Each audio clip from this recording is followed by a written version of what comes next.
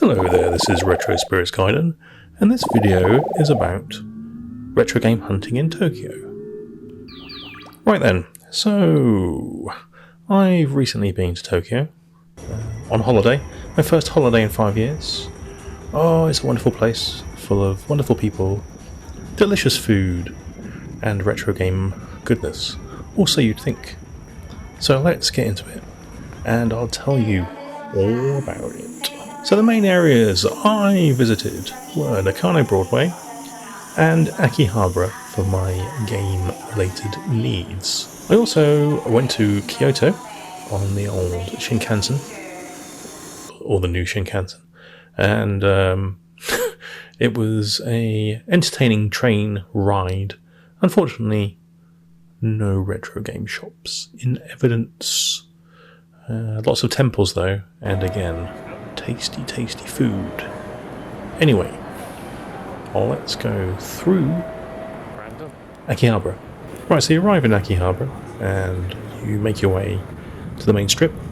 And one of the first shops you might see, if you were to look right, coming out of the train station, there's like a green bridge that goes over the road, quite a famous green bridge. If you were to turn right there, you would head up towards Trader. Trader is a decent-ish shop. There's two traders. There's one to the right. If you cross the road by the green bridge, you get to like a KFC, and then there's a trader there as well. They both sell very similar items. The one near the KFC actually has a lot of Switch stuff in it and more recent games. The one to the right up the main strip has all your retro stuff. So if you go to the one by the KFC and you turn right and walk up that road, it's like the back road that mirrors the main road, you get to Super Potato, and Super Potato looks like someone's house. Looks like the house of a serial killer with its potato frontage. It's like a tiled corridor leading to a set of stairs or a lift. Either one's a viable option for going upwards, as is customary. It's got a couple of floors of video game related coolness. Now up from Super Potato is Mandarake. You kind of dodge in and out of some back alleys, again mirroring the main road, and it's like a giant black monolith from 2001: A Space Odyssey has landed in the middle of Tokyo, but it's a monolith full of toys, games and DVDs. The games are on, I think, the 5th or the 6th floor, so you have to get in the lift there unless you want to exercise the quads by walking on the external stairways. In Nakano Broadway, it is all Mandarake. There's a couple of independent shops. They've got like a very small selection of retro games. They sell quite a lot of PlayStation stuff. Mandarake in Nakano Broadway is split over several levels, and they sell a lot of dodgy looking magazines. There's one other shop I did try, which is in neither Akihabara or Nakano Broadway, which is called Book Off. This one was near my hotel. Book Off just sells second-hand everything, from guitars to pornographic DVDs and video games. You will notice a lot of the shops in Tokyo have games adjacent to pornographic DVDs of some description, often with curtains pulled across the aisle so you can't see the covers of the DVDs. I think that's a good thing, to keep them covered, but it's weird that they're there. Anyway, we'll gloss over that, we won't dwell on that. So, what's each individual shop like? Trader is, by the KFC, is a very cluttered and tight building.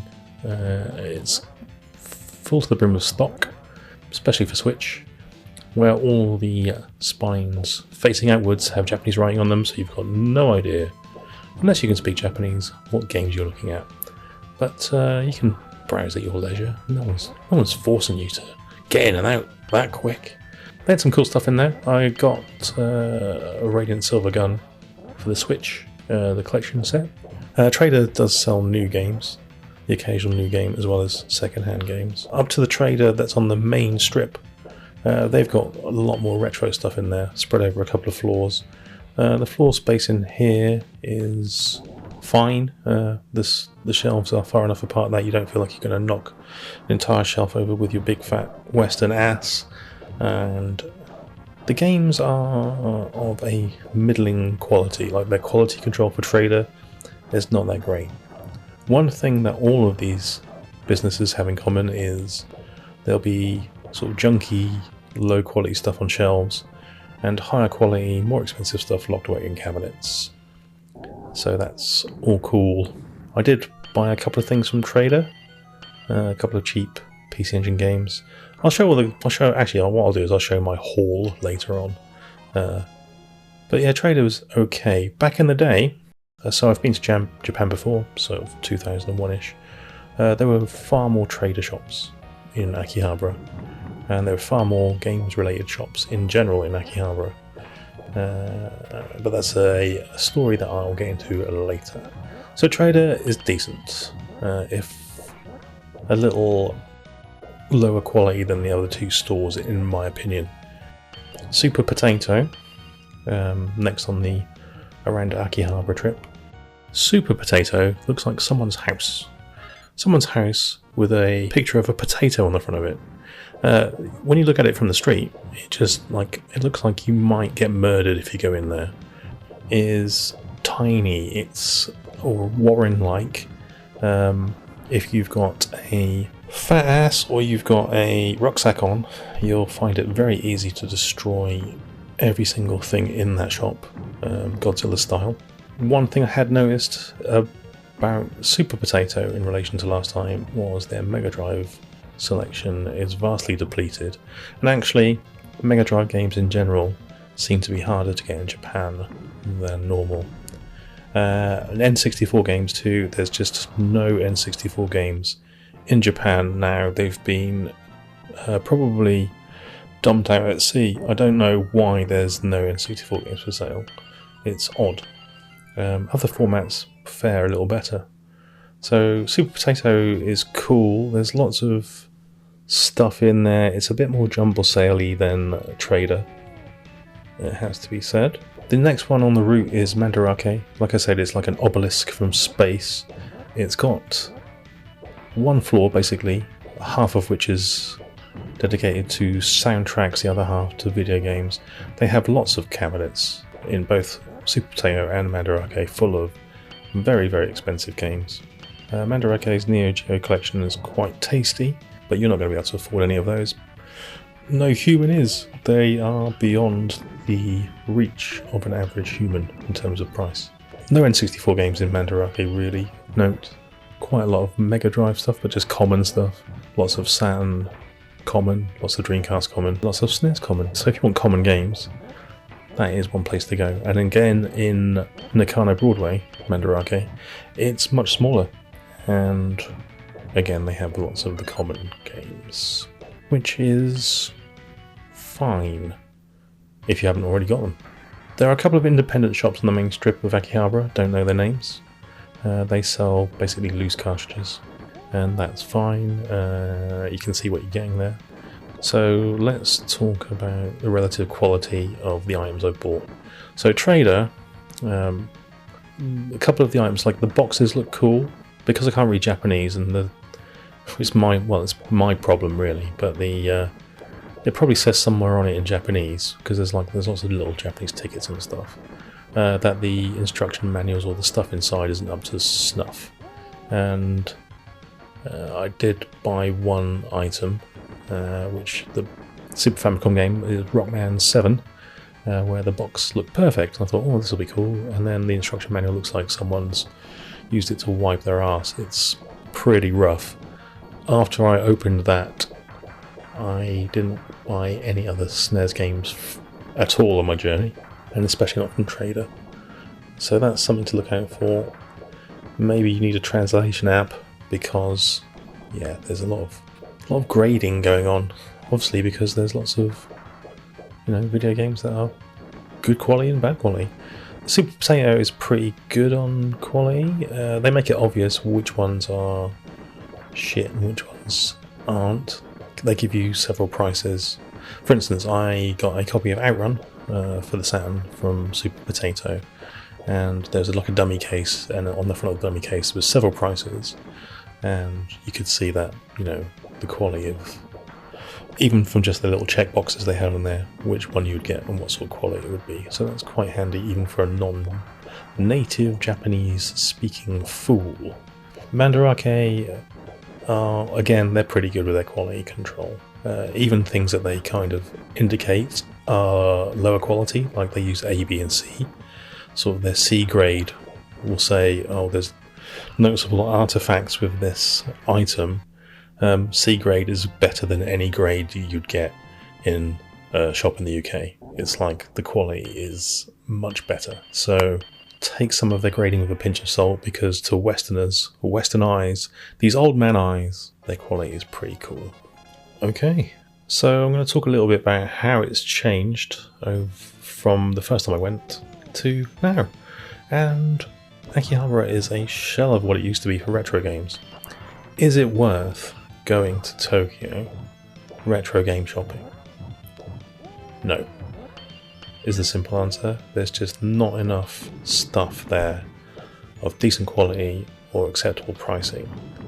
If you're going to go to Japan anyway on a holiday, or Tokyo, it's worth looking, but don't go there expecting to get a bargain. The bargains are long gone, even with the pound being strong against the yen, which is, I think it's, when I went it was like nearly 200 yen to a pound the second time. Even then, the prices are quite expensive. You might find something on eBay of equivalent quality at a lower price. That's just facts, unfortunately. So don't go expecting to get bargains. The first time I went, sort of in 2001, you could pick up Neo Geo games for like £5 or less than £5. When I went in 2019, when the exchange rate was sort of 100 yen to £1, obviously that's more expensive, but still the games weren't as expensive. I picked up a few things there, and there was more stuff available, but this time there was less stuff of a lower quality, and it was more expensive. So yes, I don't think it's worth going just for that. Akihabara itself has changed quite a bit. A lot of the shops have downsized. There's more Pokemon card shops now than I've ever seen in my entirety of the rest of my life. It's like there's a Pokemon card shop every other shop. That seems to have taken over. And there are more model kit shops than there are game shops now in Akihabara. Things have just changed. One of the things I did enjoy was there's a couple of arcades, like video game arcades. There's one called Hirose, which has multiple floors of beautiful egret style cabinets. That was good fun. 50p a go for most games. I had a few goes on Final Fight. Played some Bust a Move. Watched a guy clock Darius on a dual screen. Oh, they've got loads of stuff in there. It's cool. There was one a bit further down, a Taito arcade, which had a top floor with a sit-down Space Harrier in it and Virtua Racing. Wasn't as good as the Hirose one. And actually, if you've ever been to Arcade Club in Leeds, neither of those arcades are as good as that. So I would suggest don't go to Japan, or Akihabara at least, just to play arcade machines, because you can do that in the UK. If you listen to this and you're not in the UK, you might want to check out and see if you've got any big arcades locally. I think there's one called Fun Spot in the USA. Well, I don't know. Anyway, the arcades are cool. Like I say, it's all groovy. Like if you're in Japan anyway, yeah, fill your boots. Go on, get balls deep in games and arcades, yeah. But just don't pay all the money to over there and expect to get bargains, because you won't. The other thing that's changed since the first time I went was there's many more sort of Western people there buying up all the crap. I say crap, I just mean stuff. Like one dude who was in front of me in the queue was trying to buy 4 copies of Border Down for the Dreamcast in one go. So I think all the shelves are just being emptied by people from Europe potentially who just want to resell at an inflated rate, which is fine. I mean, It might be a business, but it costs so much to get to Japan, I don't know how they make money. Anyway, the old scalpers, they're a law unto themselves, aren't they? So there we go.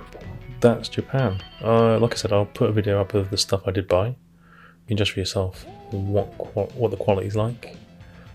But yeah, it's cool. It's an excellent place to visit. Excellent food. Nice people.